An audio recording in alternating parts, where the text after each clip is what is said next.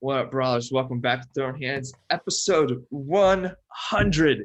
This is great. I didn't expect to get past 25, but because of 100, we had to get a special guest on, Breck Walters. Breck, how you doing? Doing good, Jacob. Doing good. And Daniel, how's it feel to get to 100? This is wild because it was, I think, February when we first started this show up. Within weeks, we were talking about Tyson Fury and Deontay Wilder. We were talking about what I still think is the greatest women's fight of all time with Zhang Wei Li, and it's kind of crazy to be here. The UFC running so many shows during COVID kind of helped us inflate our numbers a little bit, but here we are, 100 episodes. Happy to be here. Happy to keep things going. Yeah, and shout out to the people who got us here, Danced Up, Ed Cap, all the fighters that come on the show. You definitely helped us grow. Thank you. But we got to hop right into this. We're reviewing the main card here.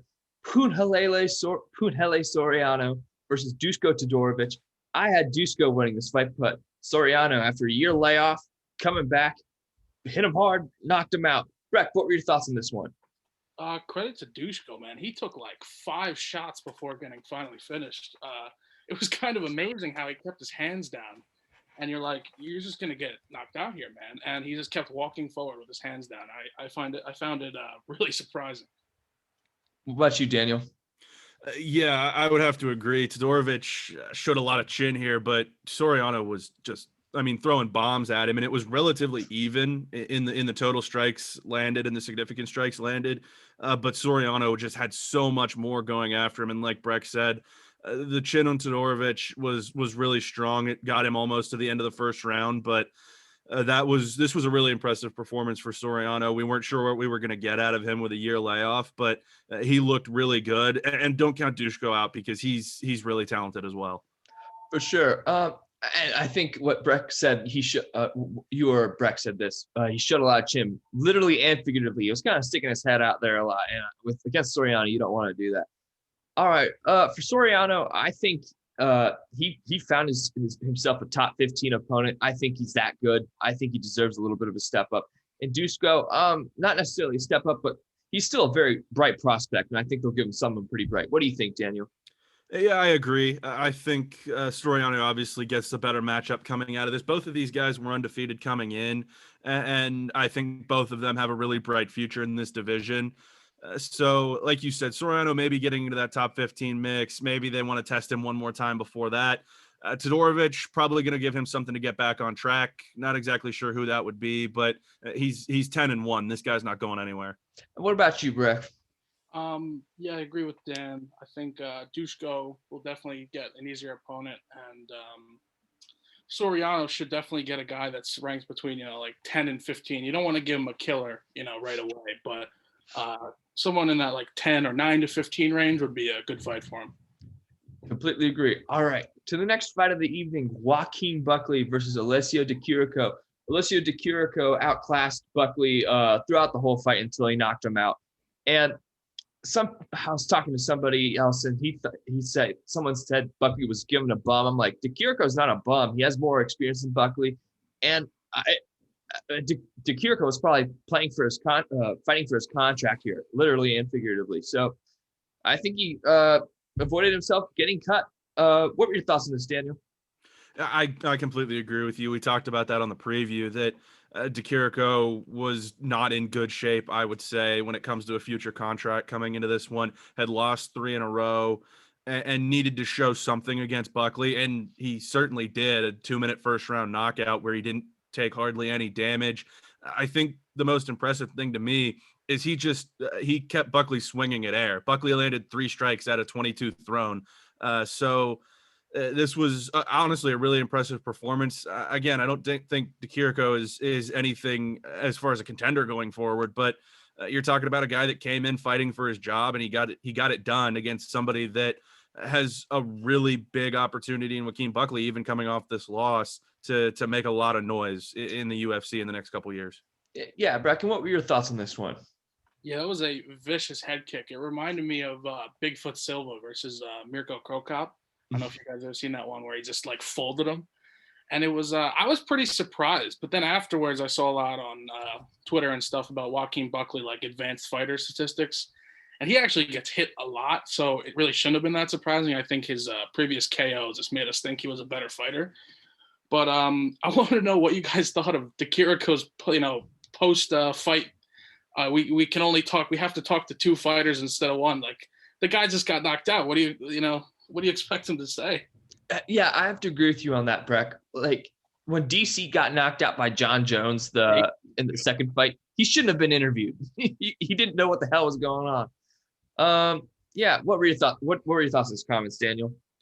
Yeah, I have to agree with you guys. I mean, if you take guys that have gone out there and gone through a war and it was a relatively even fight, yeah, that's fine. But like Breck said, you just saw Joaquin Buckley get folded, and I don't think you want him out there in front of national television, because he probably doesn't know where he is entirely and probably doesn't really know what he's saying.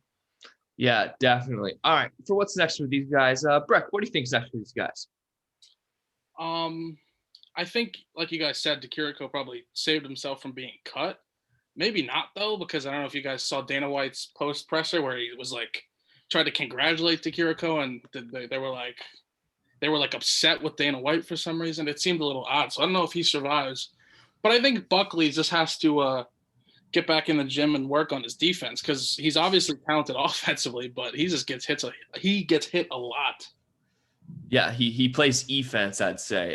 Yeah, I have to agree with you there, Breck. I think Joaquin Buckley needs to get back in the gym, just work on some defense, and maybe get somebody in like 20-25 range. But Alessio Chirico, I think he'll become more of a gatekeeper for this division in a sense to test new prospects coming up. Daniel, what do you think is actually these guys? Yeah, you guys covered it pretty much. Buckley's got a long way to go.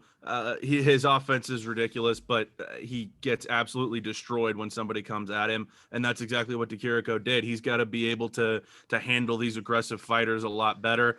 I think he's going to learn from this one, and Chirico is going to be a solid test for some younger guys. He obviously proved that on Saturday.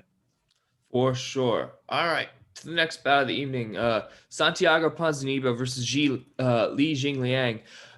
Surprising Ponzinibbio ring rust. He's been out for a while, but he came back. But I think he proved that ring rust is sort of a real thing. And when we get to Li Jingliang, I think he's finally deserved a top 15 opponent in the sense that, hey, he's not on the outside looking in anymore. He's right in the thick of the top 15. What were your thoughts on this one, Daniel? Yeah, you hit it right there. Ponzinibbio, a crazy story coming back, staph infection, missed a ridiculous amount of time, and it's an amazing thing he's even back in the octagon. And it wasn't the start he was looking for. Jingliang went after him, finished this in the first round. I know you texted me, I think it was after this fight, that this card might be over by 5:30, and it had started at 3. And I agreed with you at that time, because this was the third first round knockout in as many fights. And Jingliang looks good. He looks legitimate. He has come out and said in his post fight that 2021 is going to be the year of it is the year of the ox on the Chinese calendar, and he's going to bring, quote, strong bull energy into 2021. So, I mean, he's motivated coming off of this one. I thought he looked really good. And again, no sweat to Ponzinibbio. It's amazing he's even back out there. For sure. And Breck, what were your thoughts on this one? Yeah, like Dan said, credit to Ponzinibbio. He had like a bone infection in his leg where, the surgery, complications from the surgery. So just him being out there was impressive. But, like you guys said, ring rust is real, and he got caught by a vicious left hook. So what I think for me personally, what's next for these guys, Li Jingliang, top 15 opponent. I think he definitely deserves it. Or heck, if maybe put Soriano against him, that'd be a fun fight. But when we talk about Ponzinibbio, it's tough to see because he's not the same fighter that he was 2-3 years ago. And he probably will never be the same because he's a little older. And he's not going to get any better, I don't think. So, Breck, what do you think is next for these guys? Yeah, like you said, Ponzinibbio is just trying to fight somebody, that's not a killer, like I said before, and just try to get a win back, back in the win column. And like Dan said, Jingliang I can't say his name. What's his name? He should fight a ranked opponent. And Daniel, what do you think? Yeah, that's right on the head. Lee's earned that opportunity, and Ponzinibbio, I think, is good enough to stick around. And if he can get a win back in his next one, he could keep it going for a little while. For sure. All right. To the main event of the evening, the 2013 title eliminators. See who will fight George St. Pierre next. You got Carlos Condit versus Matt Brown. Two old guys going at it. And I said with another preview that these guys are going to be like a Walmart version of what they would have been in 2013. Not exactly the same, but it's kind of the same. But these guys put on a show, and I really enjoyed what they did. Carlos Condit taking Matt Brown down with one of the fancier takedowns I've ever seen. What were your thoughts on this one, Breck? Yeah, that was a crazy takedown, sweep the leg. I was surprised Matt Brown went to such heavy wrestling, and it really cost him in the fight because I don't know about you guys, but he won the first round for me. Mm-hmm. And then he just kept going back to the wrestling. I know Condit was piecing him up on the feet, but, it just drained all of his energy. And you could see in that third round, he had nothing to give. He gave it all. And I think Condit with the win might have saved himself from being cut. All right, Daniel, what do you think of this one? Yeah, I'm going to echo a lot of what Breck said. It was a really good start for Brown. Condit, as is usual for these two guys, a lot more volume. But Brown going so wrestling heavy, like he said, I think ended up biting him in the end.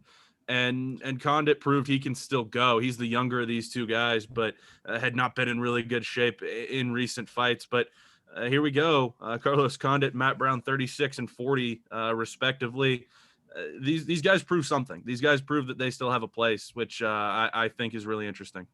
Yeah, I have to agree with you there, Daniel. What's next for these guys? I don't know about Matt Brown necessarily. He's in an interesting situation, but I think Ponzinibbio versus Carlos Condit, I think that's a great fight to make. And heck, they were talking about giving Carlos Condit a top 15 guy, which I could see too, but hell, Ponzinibbio versus Condit, I'm in on it. What do you think, Breck? I don't know who said it on the broadcast, but I think Condit versus Vicente Luque would be a good fight. I like if Nick Diaz is really coming back, that would be a fun fight. Condit, Nick Diaz, it'd be a little throwback. And then maybe Dan Hardy. He's been tweeting that he might be coming back. So one of those guys would be a fun fight for Condit. What about you, Daniel? Yeah, Condit, it's interesting. With as much as he's fought and the high level that he's fought at, I kind of see him moving a little bit more into what I like to refer to as the seniors division of the UFC, where you see a lot of those, early 2010s, mid 2000s guys, either having their like end of career dream matches or rematches from 10 years ago. And I think that's probably the role we see Condit move more to in the later years of his career. I completely agree with you there, my man. All right, to the main event of the evening, Max Holloway versus Calvin Kattar. I have been dying to talk about this with you guys. Max Holloway putting on, in my opinion, I don't think it really should be opinion. I think it's fact. The greatest octagon performance any of us have ever seen. Landing the most significant strikes, landing most total strikes, landing the most head strikes, landing the most significant body strikes, significant head strikes. He broke pretty much every record there is in striking, and Calvin Kattar has a chin of iron. I've never seen anything like it. What were your thoughts on this one, Daniel? Calvin Kattar should be dead. Like that man should not be walking today. I'll be completely upfront that I came into the preview of this card saying that this was the night that Calvin Kattar was going to start his campaign for Fighter of the Year 2021. And I was proven to be horribly wrong. And when you get a performance like that out of Max Holloway, that, like you said, is one of, if not the single best striking performances of all time, I am happy to be wrong, because that was an absolute masterclass that we got to watch on Saturday. And I mean, the way it's going now, it seems like Max Holloway and Alexander Volkanovski are going to fight for the featherweight title about 19 times. But this was a new level of Max Holloway from anything we've ever seen before, and I loved watching it. And honestly, we can talk about this as time goes on and this contract goes a little bit more. Having this on ABC, pretty nice move by the UFC to have their first card on basic cable, and in this kind of fashion where you've got a charismatic guy like Max Holloway putting on the best performance of his career. Yeah, I mean, someone made a good point. I feel bad for all the little kids who came across this just through the channels. Yeah. All right, Breck, what were your thoughts on this one, man? Yeah, like Dan said, like the first cable card on ABC, you look back, they play lots of promos of, the old boxing with Ali on ABC, and it's like a fight, like this fight delivered on so many levels for the UFC, and it's like they're gonna keep going back to ABC, and we could maybe in the future see it on more networks. Like I know, I'm not sure, was it ever on Fox like 5? Like was it on the main channel Fox ever? I don't know. Like, are you talking like network television? Yeah, I know it was on like Fox Sports, and you could stream fights when they had that Fox deal, but I'm not sure if they had something like this. And just to go to the fight, who needs to spar anymore? It's like Max Holloway talked about not sparring in the last 2 fights, and he looked better than ever. And I mean, the coldest moment, maybe like it's top 3 for me in UFC history, is the I'm the best boxer in the UFC while he's dodging punches. I thought of Anderson Silva versus Chris Weidman, where he's backing up and Weidman catches him. I was so worried in that moment of Holloway having the same thing, because he was so ahead on the scorecards. I was like, don't get caught by a punch here. Don't get caught by a punch here. And he didn't. And it was just credit to Kattar for, like Dan said, just having an iron chin. Yeah, that was probably one of the coolest things I've ever seen regarding sports in general. All right, so what's next for Kattar? I say give him Zombie. I think that's a good fight to make. But someone's saying give him something lower, but I think he's too good for something lower than he already is. But I think you guys and I can both agree he will never be the same fighter after this fight. No. And that's sad, because he's probably my favorite fighter. What do you think's next for them, Breck? Like you said, Zombie makes sense. Maybe a Zabit rematch, because he was walking Zabit down in that fight previously, or maybe Yair. We don't really know what's going on with Yair. But yeah, I mean, there's 2 or 3 opponents where Kattar, if he gets a win in his next fight, would be right back up there in that top 5 position. As far for Holloway, like you guys said, though, how could he not deserve the winner of Ortega Volkanovski? And it would be great if Ortega won that fight, because Max Ortega 1 was so great. The rematch would probably be even better, because Ortega looks so good against Korean Zombie. But this division is really really good. What do you think, Daniel? What do you think's next for these guys? Yeah, there's plenty of options for Kattar. Like Breck said, like you said, Korean Zombie, a ton of sense there. Again, Yair's kind of in the wind right now. I would love a Zabit rematch. I love watching both of those guys. And then for Max, he's waiting for Ortega Volkanovski, and I think he's going to pose as big a challenge to whoever wins that as anyone they've ever faced. For sure. I just want to ask you guys a question. Do you think Herb Dean should have stopped the fight when Max Holloway had him up against the fence? Because I was kind of on the border on that one. I can understand him stopping it, and I can also understand him not stopping it. What do you think, Breck? There was that one moment on the fence where it looked like Kattar, he's really wobbling, just throwing haymakers, where you definitely could have stopped it. But I like that he let him keep going, and even Kattar after the fight said you have to kill him to stop him. So I didn't have much of a problem as a lot of people did with the non-stoppage. I'm amazed. What do you think, Daniel? I think this was a really good case of Herb Dean knowing who was in the octagon at that point, and realizing that for better or for worse, that with Calvin Kattar and his chin and the power that he carries, as long as he is conscious and on his feet, he has a chance to defend himself, and he has a chance to turn the tide. So is it the best idea to make refereeing decisions based on specific fighters? Probably not. But with Calvin Kattar in there, I think a lot of times he's a special case as compared to someone else that you would put in the octagon. And Herb Dean gave him every chance. His corner gave him every chance. And Max Holloway just kept the pressure up. I mean, Kattar landed a lot of big shots in those fifth rounds. I mean, I was amazed at some of the shots Max was taking in the 5th round. So, I mean, it's hard to argue that it should have been stopped. For sure. And I think the problem with Kattar the whole fight was he wasn't striking first, and whenever he did strike first, which was every once in a while, he was connecting. So I'd be down for a rematch sometime in the future. It's just a matter of when. Yeah. All right. And it's worth noting that Kattar could be down for 6 months because of the broken nose. It's 180-day suspension or medical clearance. So he's going to be on the shelf for at least a little while here. Definitely. All right. To news and opinions. We didn't talk about this on the last podcast, but this happened about a week ago. Jon Jones claims he's 250 pounds. Breck, what do you have to make of that? I mean, I believe him. The photos he posted, he looks pretty yoked. But I don't like. Do you guys actually believe Jon Jones is moving up? I still have this like thing where I think Adesanya Jones could still happen if they offered Jones, $10 million or something along those lines. I think he's too big now. Honestly, I don't think he can drop down. That's a solid point. Honestly, with Jones, we talked about this a little bit on the last pod, just talking about like how big he's gotten. You look at his family, and you look at his brother Chandler that plays for the Arizona Cardinals. He's 6'5", 265 pounds, and he's one of the most athletic guys in the NFL. And if those genetics carry over with Jon Jones, he's not going to miss a step moving up. So him in heavyweight, it's going to be really entertaining if he ever does it. But I agree. If he could ever get down to 205 for that Adesanya fight, I think he'd do it as soon as possible. Yeah, but you can go, Breck. Oh, sorry.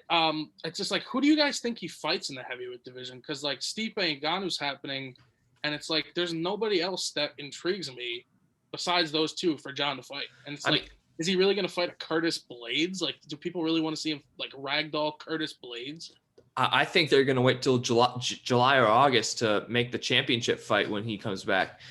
I think that's what's going to happen. I think that's the only thing that should happen because Jon Jones there are very few people who deserve a title shot. Like, I don't think Izzy deserved the title shot at 205 personally. But when it comes to Jon, because Izzy didn't really clean out the division, but I feel like Jon Jones, who cleaned out the division for 8 years, 9, 10 years, he deserves a title shot immediately. Yeah, I agree. And it's interesting to see. It's just like, also, if Stipe Ngannou is this sort of war, we might have to wait till like the very end of 2021 to see Jones versus the winner, because it's like Stipe, after that first Ngannou fight, took a long time off before he fought DC the first time, and you could argue that DC knocked him out because of maybe Stipe came back too early, and it's just interesting to see. We might not see Jon Jones fight till like the very end of the year. Yeah, that's true. To news, Holloway is now recommending that fighters stop sparring. I don't blame him. he put on a masterclass without doing it. Do you guys have any news you want to share? Any thoughts, opinions? Nothing huge. Yeah, you guys see McGregor arrive at the yacht. In the yacht, baby. W, shirtless with his kid. I cannot wait for next week. It's gonna be so fun. Oh, speaking of that, I did want to mention this, and I didn't know if it would go into news or just be something to throw in at the end. Whatever. I was watching something on YouTube earlier, and there's a YouTube ad. It was a sea shanty about UFC 257 on ESPN Plus. It was amazing. I'll have to look that up. It was the best thing I've ever seen. It's the best ad I've ever seen on YouTube. Speaking of ads, promos, whatever it is, don't you think the promo to Holloway Kattar was a big FU to Kattar? Like, they kind of had Max, this uncrowned champion, in the promo. That's how I looked at it. What about like an FU to Volkanovski too? Like, yeah, really. Yeah. I'm the uncrowned champ. Like, Volkanovski had to be hot watching that. It's like, I beat him twice, and you're cutting a promo saying like he beat me. What? Like, yeah, that's what my thought was. I was like, this isn't really appropriate for the moment. Like, Volkanovski won both fights, in my opinion, at least. I don't know what you thought about the second one. It was close. It could have gone either way, in my opinion. Close. I think the takedowns gave him the edge. For sure. All right. If you guys don't have anything, I'm going to wrap it up. Anything else? I'm good. What do you guys think of the non-news of Khabib? That was the most ridiculous thing. Like, we were told it was going to happen at 3, that Dana was going to come out, then he comes out after the first fight and basically tells us nothing. Yep. He's like, Habib's gonna see what happens with this fight. If somebody shows him something, he will consider returning. I'm like, that's not news. That's not news. What is something amazing that would bring Khabib back? Can anybody figure out what's like a 5-second knockout? Like honestly, the more I think about it, he's waiting for Conor to win and call him out. Yeah, probably. In my opinion, he's waiting for Conor to win and call him out, and then he'll fight him again. I think he'll fight him again too. There's too much money involved on both sides.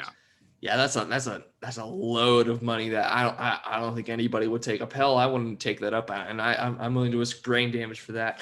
But anyway, I think that's a good place to wrap it up. Breck, I want to thank you for coming on, man. We're gonna get you on some more because I enjoyed that. We enjoyed that. Thanks for having me. I only have like one out of my friends here in New York. I have like one UFC friend, so it's good to talk some UFC. All right, we'll get you on some more podcasts. And Daniel, we made it to 100. We did it. Yes, sir. We're here. Yes, sir. All right. We'll see you guys for a preview of UFC 257, Poirier versus McGregor.